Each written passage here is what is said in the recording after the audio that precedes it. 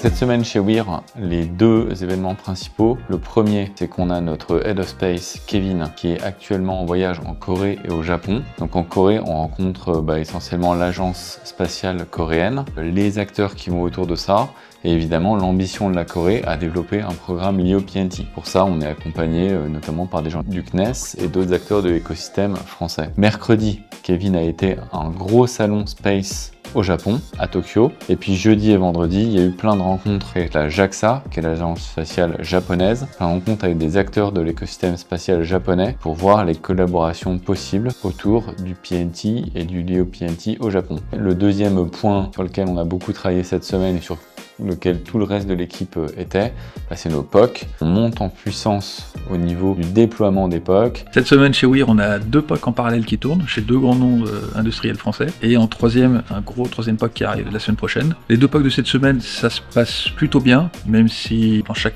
environnement, il y a des caractéristiques différentes, des choses à prendre en compte qui sont plus ou moins prévues. Par exemple, dans l'un des POC, il y a un réseau 5G privé, avec des antennes à forte puissance d'émission, ainsi qu'une antenne PMR qui émet à proximité des gateways. C'est un retour d'expérience qui est vachement intéressant parce qu'on est très friand de ça, de déployer le système dans des configurations à chaque fois nouvelles pour voir est-ce que ça s'adapte à tous les environnements, et ça nous permet d'ajuster tous les petits paramètres du système, que petit à petit on arrive à un système qui a besoin d'aucun ajustement pour fonctionner parfaitement.